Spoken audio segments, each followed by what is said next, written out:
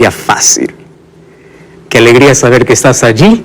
Solamente nos separa una pantalla, pero eso no significa que no podemos estar juntos. Y gracias a Dios por la tecnología, por la televisión, por las redes sociales, que acortan distancias y hace que cada vez el Evangelio pueda ser difundido por todo el mundo. Un grande abrazo para ti que estás en Sudamérica, Centroamérica, Estados Unidos, cualquier parte de Norteamérica, Europa, donde estés. Bienvenido a esta clase bíblica, clase de estudios, donde nuestro libro base para poder estudiar es la palabra de Dios.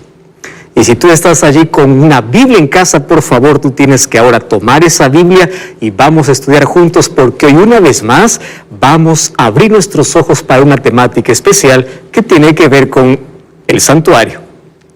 Eso mismo, y al hablar del santuario, yo ya voy a comenzar aquí ofreciéndote un regalo para ti. Se trata del DVD Santuario, el Camino de Dios. Este DVD nosotros lo grabamos en Israel, viajamos hasta allá y allí en diferentes lugares grabamos este material espectacular, donde tú puedes acompañar este programa, esta temporada, con este DVD también en casa. ¿Qué cosa es lo que tienes que hacer? En este momento, toma tu número o toma tu celular y envíanos un WhatsApp al +5512 98 100 14 60. El número también está apareciendo aquí, +5512 98 100 14 60, y te recuerdo que es totalmente gratis. Tú no tienes que pagar absolutamente nada por eso. Y tú ya sabes que en cada temporada aquí tenemos nuevos participantes. Y hoy tengo la alegría aquí de poder presentar a 6 amigos que nos visitan de diferentes países. Diferentes culturas, incluso diferentes denominaciones religiosas, pero aquí todos somos una familia para poder aprender sobre las grandes verdades que tiene Dios para nosotros. Entonces déjame presentarte a cada uno de ellos por ser el primer programa y luego iremos conociéndolos un poquito más en el transcurso de nuestros programas. Aquí a mi lado izquierdo yo quiero presentar a Luis. Es así, Luis, toma el micrófono, por favor. Qué alegría tenerte en esta temporada número 17 de Biblia Fácil y bienvenido. ¿Cómo estás? Muchas gracias, pastor. Muy bien, la verdad, muy alegre y la verdad agradecer por poder estar aquí presente. Qué lindo. Luis, tú eres estudiante, ¿es así? Ajá, sí. ¿Qué estudias? Estudio ingeniería en sistemas. Ingeniería de sistemas. En Argentina. En Argentina. Un saludo para nuestros amigos en Argentina, mucha audiencia que tenemos allí. Tu apellido, Luis, es Luis Peyota. Peyota. Con 2 R's. Con 2 R's. Ese es un apellido no latino, ¿verdad? Claro, es italiano. Wow. Por parte allí en Argentina hay siempre o mucho de esa ascendencia europea, ¿no? Claro, Entonces, tú sí. tienes una ascendencia o descendencia de italianos. Ah, sí. Wow, muy interesante.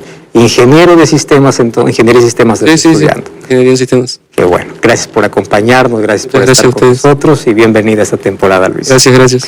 Muy bien, ahí a su lado está Griselda Ortiz. Espero no equivocarme y no cambiar el nombre. Si les cambio el nombre, no se preocupen. Será solamente por algunas veces es que me olvido. Griselda, ¿cómo está Griselda? Muy bien, agradecida por estar aquí y agradecida a Dios. Qué bueno. Griselda, ¿tú eres modista? Sí, modista, ¿Sí? costurera. Qué bueno. Bienvenida entonces a esta temporada, Griselda. Dios te bendiga. Gracias. Gracias por estar aquí. A su lado está Demetrio Zurita, representando a Bolivia. ¿Cómo estás, Demetrio? Muchísimas gracias, pastor. Estoy muy bien y agradecido.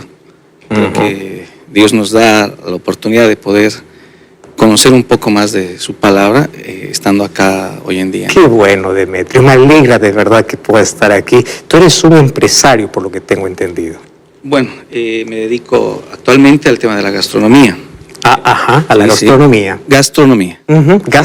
Gastronomía, sí. Muy bien. Tengo un pequeño restaurante de comida nacional de Bolivia, ¿no? Típica de Bolivia. Bueno, cuando voy a Bolivia, entonces con seguridad allí visitaré tu restaurante. Lo espero, pastor.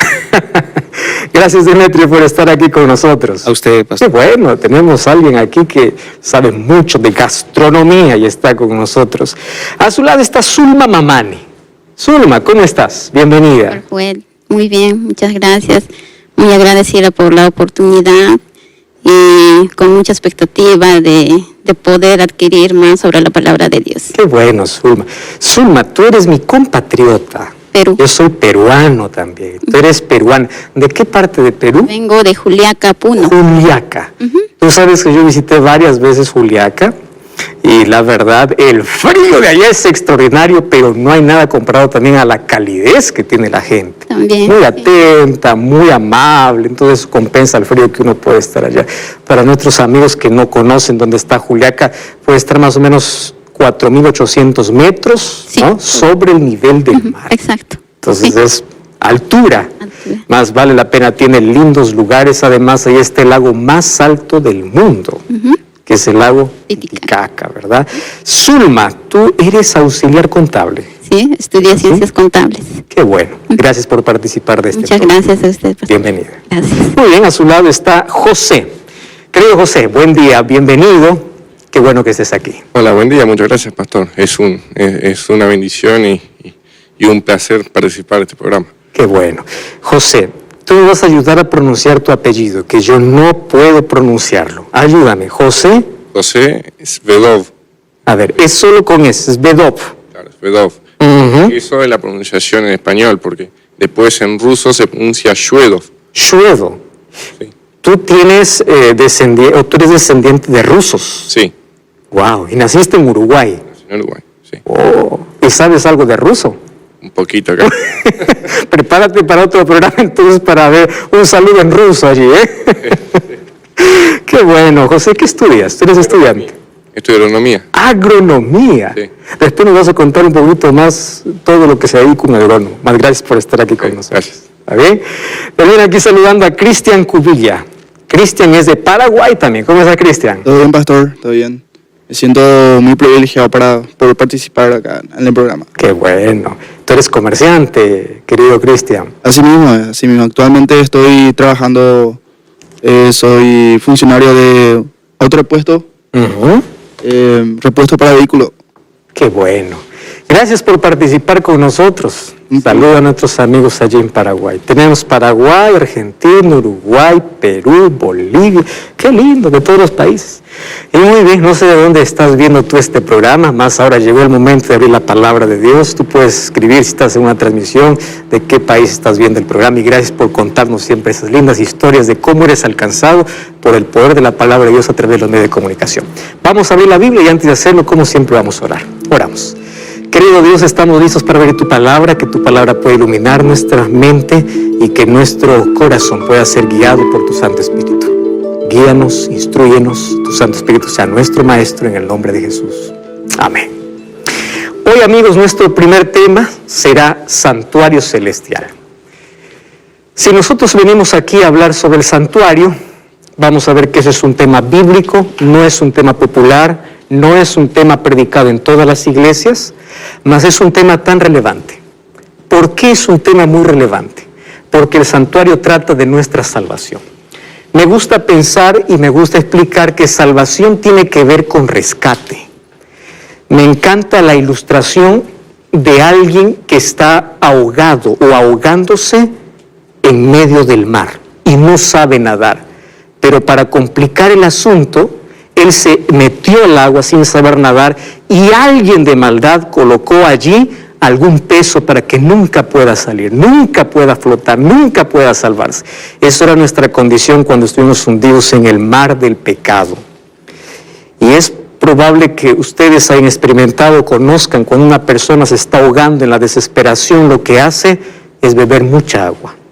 Y lo primero que hace el rescatista cuando lo saca del agua es sacar el agua que bebió, porque si no él puede morir. Entonces, más o menos, eso es la ilustración de la salvación. Un día estuvimos ahogados con el peso del pecado encima y Satanás nos encadenó para que nunca podamos salir y Jesús tuvo que entrar al mar. Por eso es que Jesús tuvo que descender del cielo. Él no pudo salvarnos desde arriba con una palabra. Él tuvo que descender al agua, sacar las cadenas. Y cuando nos saca a la orilla, tiene que sacarnos todo el pecado que hemos bebido. ¿Cuál es el problema? Es que a veces después que el Señor nos ha sacado todo lo que ya hemos tragado de pecado, queremos volver al mar, ¿verdad? Queremos volver. Ahora, ese proceso de salvación nosotros lo podemos englobar en una palabra, rescate. Fuimos rescatados por Dios. Y la salvación, el rescate, tiene que ver con dos palabras que vamos a ver mucho en esta temporada. La palabra sustitución y la palabra restauración. Dios quiere restaurar todo lo que el pecado degeneró en nuestra vida. Todo lo que el pecado nos quitó. Dios, ¿qué cosa quiere? Restaurar. Su imagen perfecta se degradó. Miren hoy la moralidad que tiene el mundo, la inmoralidad que hay en el mundo. Pero cuando salimos de las manos de Dios, salimos creados perfectos a su imagen. Entonces Cristo quiere restaurar. ¿Y cómo Cristo nos restaura? ¿Cómo nos restauró? Él tuvo que ser nuestro sustituto. Y todo eso lo vemos en una ilustración, que es el santuario. Yo quiero abrir la Biblia con ustedes para leer dos textos bíblicos que a mí me llaman mucho la atención. El libro de Salmos capítulo 27. Miren lo que dice el versículo 4. Salmos 27, 4. Dice así: una cosa he demandado a Jehová y esta buscaré, que esté yo en la casa de Jehová todos los días de mi vida, para contemplar la hermosura de Jehová y para inquirir en su templo. ¿Quién está haciendo esta oración? David. Y miren, él no está pidiendo riquezas, fama, no está pidiendo otra cosa. Dice, una cosa te pido. Y la única cosa que yo quiero es estar, se repite mucho la palabra casa. Yo quiero estar en tu casa, porque en tu casa yo puedo contemplar la hermosura de Jehová. ¿Y cuál hermosura de Jehová? La gracia de Dios, que es hermosa cuando nosotros la comprendemos. Yo quiero contemplar esa hermosura. Y él dice, no solamente una vez por semana, todos los días. Porque hablar de cristianismo no es hablar de una religión donde me permite ir a la iglesia una vez por semana. Ser cristiano es ser todos los días. Y si todos los días contemplo la hermosura de Jehová, entonces dice, contemplando la hermosura de Jehová, yo voy a inquirir en su templo. Yo estuve allí averiguando qué significa la palabra inquirir, porque no es muy usada en nuestro vocabulario. ¿Por qué David dice yo quiero inquirir? Yo entiendo que él quiere sentarse en el templo, contempla la hermosura, inquirir. Y yo encontré allí un significado realmente extraordinario. Inquirir significa tratar de llegar al conocimiento de algo a través de preguntas. Todos los seres humanos tenemos preguntas. Entonces, tú no tienes que buscar respuestas en la filosofía, en la ciencia, en los astros. Si tú tienes preguntas, anda a la casa de Jehová, anda a la presencia de Jehová. Y cuando entiendas la hermosura de Jehová, tus preguntas serán respondidas. Él intentaba encontrar respuestas, y hay sinónimos para la palabra inquirir. Significa averiguar, indagar, examinar, interrogar, investigar, comprobar, ahondar. Eso es lo que estaba queriendo David. Yo quiero encontrar respuestas, y lo encuentro cada vez que contemplo tu hermosura.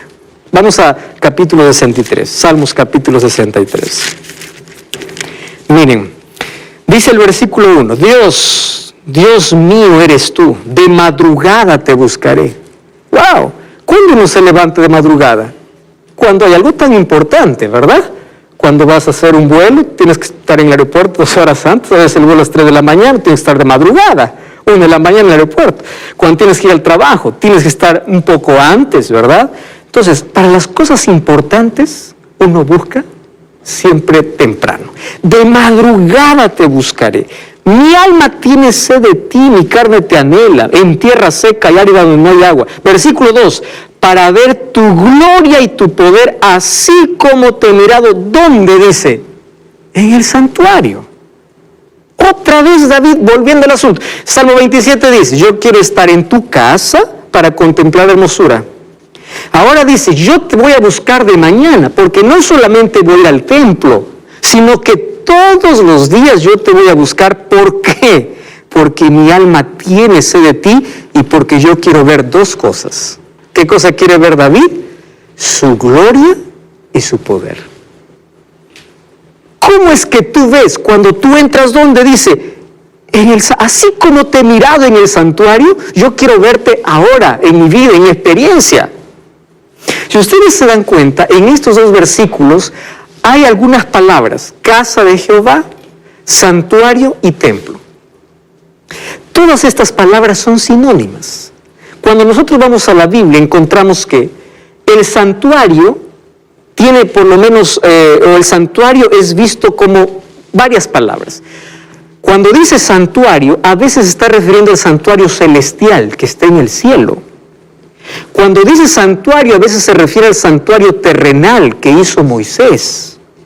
Cuando dice santuario, a veces se lo coloca como casa de Jehová, o a veces se le coloca como tabernáculo. Entonces, tabernáculo, santuario, casa, templo, todo significa ¿qué cosa? Santuario. Y ustedes van a encontrar en la Biblia mucho esta palabra. ¿Por qué razón? El centro del pensamiento de los escritores está en el santuario. Moisés escribió los 5 primeros libros de la Biblia, que es el Pentateuco. Y ustedes saben que de los 5 primeros libros, 45 capítulos hablan sobre el santuario. Los otros profetas del Antiguo Testamento dedican otros 45 capítulos para ver el santuario. En total son 90 capítulos. El libro de Salmos era el himnario. Ustedes saben que es himnario, un conjunto de himnos para cantar en el santuario. El Salmo 23 se cantaba en el santuario. Salmo 46 se cantaba en el santuario. Eran los cantos del santuario. Cuando Jesús vino a la tierra, inició su ministerio limpiando el santuario y terminó su ministerio limpiando el santuario. ¿Cuál santuario? El templo. Cuando Él llegó, vio tantos mercaderes y cosas hizo Jesús, los limpió. Eso era el santuario. Por 2 veces lo hizo, comenzando y terminando. El libro de Juan habla de las fiestas que celebraba el pueblo de Israel. ¿Y dónde se celebraba especialmente? En el santuario. En el santuario los israelitas pasaban en un año por lo menos 91 días. Y ustedes saben cuántas personas trabajaban en el santuario: porteros, levitas, sacerdotes, cantores, 38,000 personas. Entonces el santuario era el centro de todo. Y ahí David dice, yo ahí veo tu gloria, veo tu poder, contemplo tu hermosura. Es decir, ahí yo entiendo cuál es el propósito que tienes para mí. Allí yo comprendo cuál es mi valor. Si tú no sabes cuánto vales, si estás mendigando un poco de amor, si estás sin rumbo, sin propósito en la vida, anda al santuario, contempla el santuario del Señor. En hermosura vas a comprender quién eres tú, de dónde vienes, a dónde vas a comprender su gracia. Pastor, una pregunta, recalcando lo que dice Salmo 63, versículo 1. Levantando de madrugada. Mi pregunta es si de madrugada contemplamos mejor la gloria de Dios. La verdad es la primera hora de tu día, en el silencio, donde tú puedes contemplar mejor la hermosura de Jehová. ¿Y por qué razón? Porque en el día hay tantos ruidos, no solamente ruido físico, ruidos en la mente. Cuando uno se levanta, la mente está capacitada como para poder aprender. Tú ya viste un examen, por ejemplo, en un colegio, universidad, cuando te levantas temprano, tu mente está mucho mejor para poder comprender. Ahora, cuando se habla de la primera hora de cada día, la primera hora que tienes, por ejemplo, un taxista que trabaja toda la noche, ¿cuál es su primera hora? ¿Cuándo anochece? Y un médico que trabaja toda la noche, ¿cuál es su primera hora? Es decir, cada vez que comienza, tú tienes que comenzar en la presencia de Dios. Y si haces eso, te vas a dar cuenta de la diferencia. Solo cuando Él dice de madrugada, lo ideal es buscar a Dios en las primeras horas de cada día. Y ahí en el silencio contemplar el poder y la gloria de Dios. Tomando el ejemplo de Cristo, que se levantaba todas las madrugadas. Y no hay excusa para eso, no hay cansancio que pueda impedir. ¿Y qué cosa se hace en la madrugada? Se ora, se abre la Biblia. Y en el silencio, en la frescura, es lindo poder contemplar salir el sol con Biblia en mano. Porque no solamente sale el sol para iluminar la tierra, sino que primero el sol de justicia iluminó tu corazón. Amigos, de esto habla entonces la Biblia, del santuario. Ahora, ¿de qué habla el santuario? De salvación. ¿Por qué es importante esto del santuario? La Biblia habla el santuario habla específicamente del ministerio de Cristo, y Cristo es nuestro Salvador. Solo que en el santuario vemos a Cristo de manera completa. Y déjenme explicarles aquí. Hay algunos que presentan solo a Cristo en la mitad, lo que Él hizo, pero no lo que Él hace.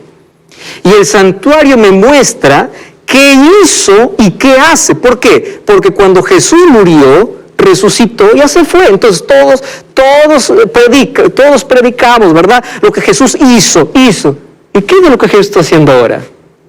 Cuando Jesús murió en la cruz, pagó el precio de nuestra condenación. ¿Es un evento importante? Sí. ¿Es suficiente? Sí. Pero yo les hago una pregunta. Porque el hecho de que Cristo murió en la cruz, ¿todo el mundo está salvo? No. Entonces, lo que Cristo hace es importante. ¿Qué cosa está haciendo Cristo ahora? Cristo es mi sumo sacerdote, es mi intercesor. Entonces, la sangre que Él derramó en la cruz ahora lo aplica en el favor de los que creen. Por eso es importante ver no solamente el sacrificio de Jesús, sino el ministerio que Jesús hace hoy. Y es por eso que yo digo que hay muchas personas que exaltan solamente lo que Jesús hizo y no lo que Jesús hace, lo que está haciendo. Hoy está aplicando su sangre a nuestro favor. Sin eso no tendríamos la salvación. Por la muerte de Jesús, el ser humano tiene derecho a la salvación, pero no está salvo. Necesita hoy de Cristo en el santuario para salvarse, aceptar ese sacrificio. Y ese es el ministerio que Jesús hoy está haciendo. Por eso hoy tenemos que dar un salto del Calvario al santuario. Qué lindo, ¿verdad? Porque en la cruz pagó el precio de la salvación, pero en el santuario aplica la sangre para salvación. ¿A quiénes? Todos aquellos que creen en Él. Por eso necesitamos estudiar el santuario. Vamos entonces al texto bíblico, libro de Éxodo capítulo 25. Abran sus Biblias, por favor. Este es un texto que vamos a ver mucho durante toda esta temporada. Éxodo capítulo 25, versículo 8, versículo 9. ¿Está bien? Éxodo 25, 8 y 9. Dice así.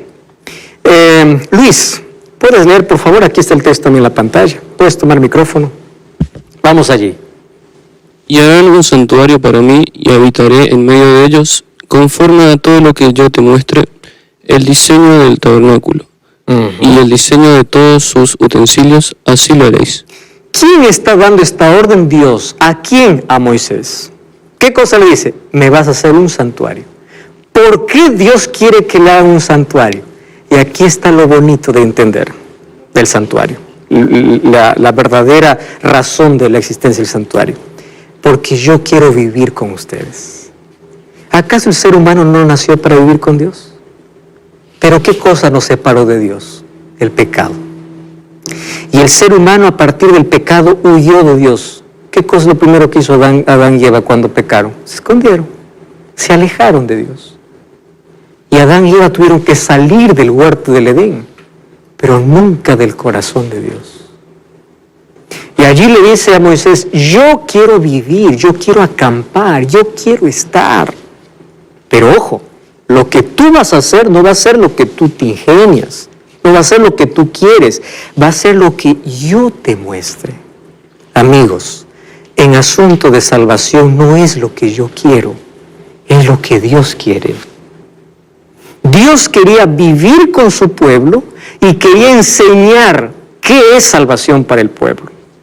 Ahora el versículo 40 dice así, mira y hazlos conforme al modelo que te ha sido mostrado en el monte. Es decir, Moisés recibió una visión. Quiere decir que Dios le mostró un modelo. ¿Qué modelo? El modelo del santuario celestial. Quiere decir que lo que hizo Moisés es una maqueta. ¿Ustedes han visto una maqueta? Es chiquita, es una sombra, no es lo real. Pero de esa manera Dios quería vivir con su pueblo y enseñar, tomando como base un santuario que ya existía. ¿Dónde? En el cielo. Por eso le dice, hazlo conforme al modelo que te ha sido mostrado. Quiere decir que el santuario real, ¿dónde está? En el cielo. Allí está el santuario real.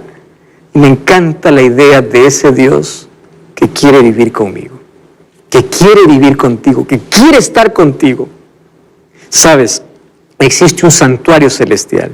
Y Dios, en este primer estudio, ya vimos en el bloque anterior cómo Dios mandó a construir a Moisés un santuario, mas tomando como modelo el santuario celestial. El santuario real está allá en el cielo. Éxodo 25 le dice, haz conforme yo te muestre. Fue Dios quien mostró el santuario. Y hoy quiero invitarte para que tú puedas recibir un regalo, ¿sí? Ya hablé sobre un DVD, ahora voy a hablar de otro, que se trata del DVD Pablo, el mensajero de la cruz, donde habla también acerca del sacrificio de Jesús hecho a nuestro favor. Lo que tienes que hacer, como siempre, es enviar un WhatsApp al más 5512-98-100-1460. También tuve el privilegio de poder grabar este DVD, donde habla sobre temas importantes sobre salvación. Entonces puedes solicitar el DVD o el DVD Santuario y el DVD Pablo, el mensajero de la cruz. Muy bien, amigos, vamos a continuar. Dios le dice a Moisés, vas a hacerme un santuario porque yo quiero vivir. El pecado había alejado al ser humano de Dios, pero Dios nunca se aleja del ser humano.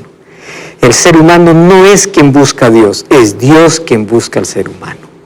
Cuando una persona que dice, tengo necesidad de Dios, quiero volver a Dios, quiero abrir la Biblia, quiero orar, eso no es natural. Es Dios buscando al ser humano.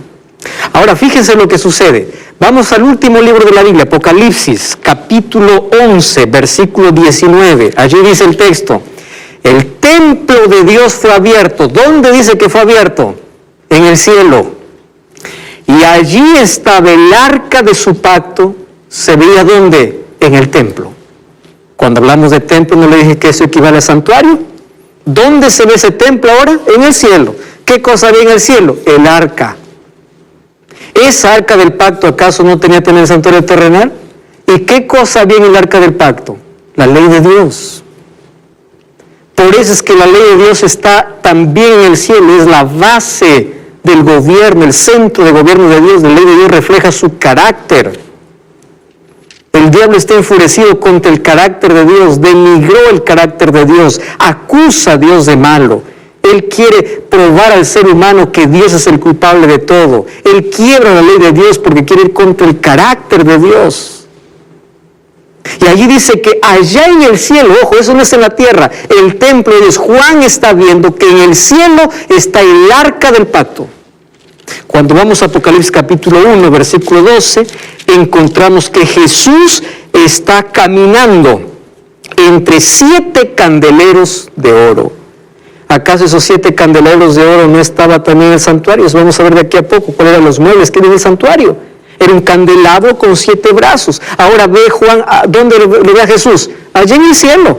No lo está viendo en el santuario de Moisés, ¿está viendo dónde? En el santuario celestial. Y cuando vamos al capítulo 8, versículo 3, encontramos que el humo de incienso que en el santuario terrenal había, también está en el cielo, que representan las oraciones de los santos. Entonces, las cosas que había en el cielo se trasladaron en miniatura, no se trasladaron. Dios mandó a fabricar a Moisés un santuario en la tierra, pero el santuario real, ¿dónde está? En el cielo. Eso quiero que quede claro. El santuario es el trono de Dios, es el templo de Dios. Y cuando un día vayamos al cielo, vamos a entrar ¿dónde? Al santuario, al real. Por eso tenemos que comprender por qué era importante aquí. Ahora fíjense una cosa, Hebreos 8:1-2 dice así, ahora bien, el apóstol Pablo está hablando, el punto principal de lo que venimos diciendo es que tenemos tal sumo sacerdote que se sentó a la diestra del trono de la majestad en los cielos, ministro del ¿qué dice? Del santuario y de aquel verdadero tabernáculo que levantó ¿quién? El Señor y no el hombre. Entonces queda claro que el santuario no es un invento de Moisés. El santuario no fue una casa que hizo Moisés. Cuando Jesús murió no quedó en la cruz, Él resucitó. Y después que resucitó, ¿dónde se fue? Al cielo, más al cielo. Sí, esa es la idea que tenemos, al cielo. Pero cuando llegó al cielo, ¿a dónde entró? Al santuario. Eso dice la Biblia. entró al santuario, aquel verdadero tabernáculo. No les dije que la palabra santuario y tabernáculo son sinónimos. Tabernáculo que levantó el Señor y no el hombre. Por eso Dios le dice a Moisés, haz conforme al modelo que yo te muestre. Porque el santuario verdadero, ¿dónde está? En el cielo. ¿Qué cosas se realizaban en el santuario? Si el santuario siempre existió, ¿para qué funcionaba el santuario antes de la entrada del pecado? Porque sabemos que Jesús está en el santuario intercediendo, abogando, siendo nuestro sumo sacerdote. Mas, ¿qué actividades se realizaban en un santuario antes del pecado? Entonces podemos dividir que el santuario se divide en dos momentos, sus funciones, sus actividades, antes del pecado y después del pecado. Hay un antes y después. Vamos entonces a la Biblia. Vamos a ver qué cosas se hacía en el santuario antes del pecado. Vamos a Éxodo capítulo 15, versículo 17. Recuerden que Dios manda construir a Moisés todavía mucho tiempo después. Vamos a Éxodo capítulo 15. Dios había libertado a su pueblo de Egipto, de la esclavitud. Y miren lo que le dice en Éxodo capítulo 15, versículo 17. Dice así, 15, 17. Griselda, ¿tienes el texto allí? ¿Puede leer, por favor? Tú los introducirás y los plantarás en el monte de tu herencia, en el lugar de tu habitación que tú has preparado, Señor, en el santuario que afirmaron tus manos. ¿Qué cosa está diciendo? Ojo, capítulo 15 todavía no hay santuario. Que Dios manda a construir santuario mucho tiempo después. ¿Qué cosa le dice Moisés a Dios? Dice, tú los llevarás ¿a dónde? A tu morada. ¿Cuál es tu morada? El santuario que tus manos han hecho. Entonces, ¿qué cosa es el santuario? En primer lugar, morada de Dios. ¿Cuál es la morada de Dios? La respuesta es simple, santuario. Esa es su morada. Luis. Quiero saber ¿a qué hace referencia cuando dice el monte de tu herencia será la morada? La palabra monte de tu heredad está haciendo referencia también al cielo. Aquí usa muchos sinónimos. En lugar de tu morada, al monte de tu heredad. En Apocalipsis va a ser usado el monte de Sion, todo para hacer referencia al santuario. El propósito de Dios no era llevarlo solamente por el desierto, sino introducir ¿a dónde? Al verdadero santuario, que es la morada de Dios. ¿Qué más ocurría en el santuario antes del pecado? Vamos a Salmos 134, al centro de la Biblia. Salmos capítulo 134. Le dije que Salmos eran los cánticos del santuario. Salmos 134, versículo 1 y versículo 2. Salmos 134, 1 y 2. Luis, tienes el texto allí. Alabad al Señor, vosotros todos los siervos del Señor, que estáis por la noche en la casa del Señor. Alzad vuestras manos al santuario y alabad al Señor. Alzad vuestras manos, bendecid, cantad, alabad. ¿Dónde dice? En el santuario. El santuario entonces siempre fue un lugar ¿de qué? De adoración. Entonces la morada de Dios es un lugar de adoración.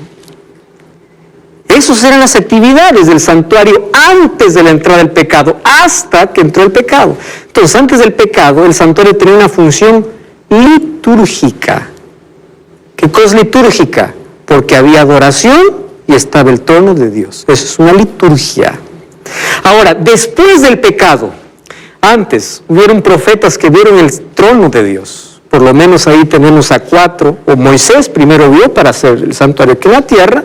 Isaías capítulo 6 dice, yo quedé contemplando, los ángeles, dice, cantaban, santo, santo, santo, querubines. Ezequiel también vio el trono de Dios, en el capítulo 1, el versículo 1 al 10, dice que habían, lo que Juan va a describir en Apocalipsis, dice seres con 4 caras diferentes, ángeles que tenían algunos 4 alas, otros 6 alas, tenían ruedas de fuego, toda una escena de adoración. Ahora, lo que ellos quieren transmitir es lo que el lenguaje humano no alcanza para describir.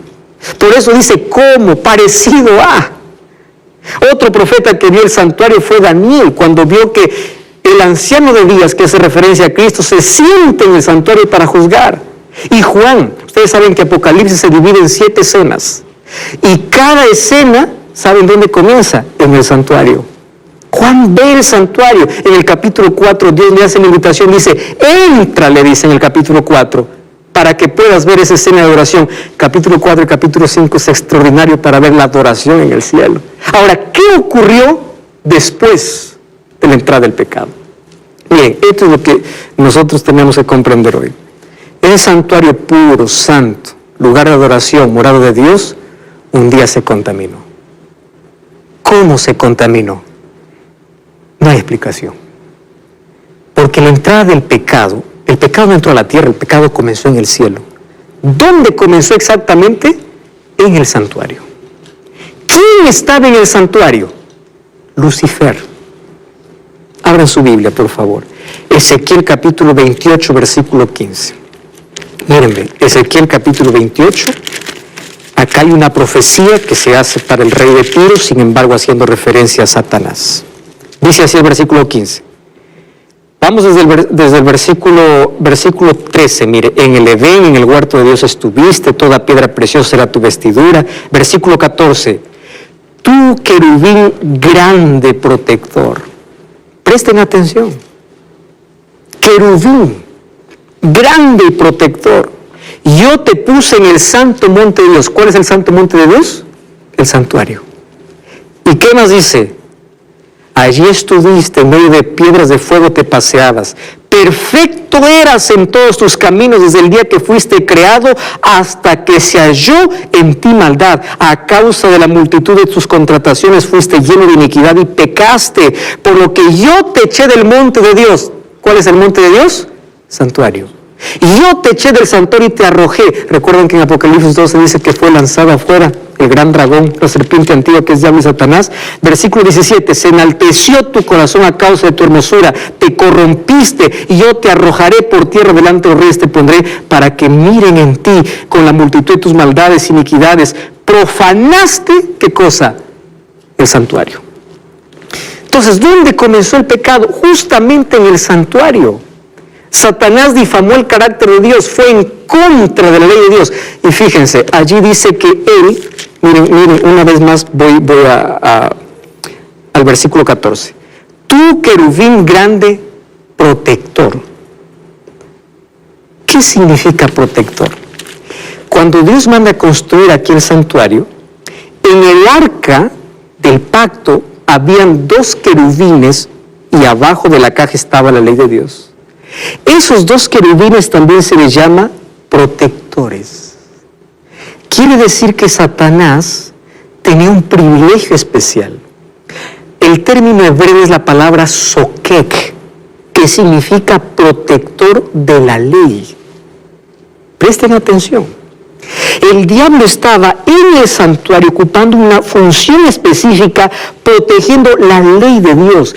Y recuerden que el diablo siempre estuvo en contra de la ley de Dios. Él odia la ley de Dios porque él un día estuvo en ese lugar. De allí salió difamando el carácter de Dios. ¿Cómo entró el pecado? Es ilógico, es irrazonable.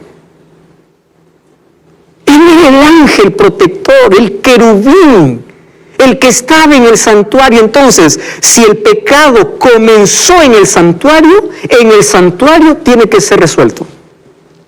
Por eso es que después el santuario tiene otra función soteriológica. Es el centro de acción de Dios a favor del ser humano. Allí donde comenzó, allí se resuelve. Satanás un día estuvo allí en el santuario. Él estuvo cubriendo la ley de Dios. Entonces, después del pecado, el santuario tiene otras funciones, otras actividades. En primer lugar, se convierte en un local de juicio.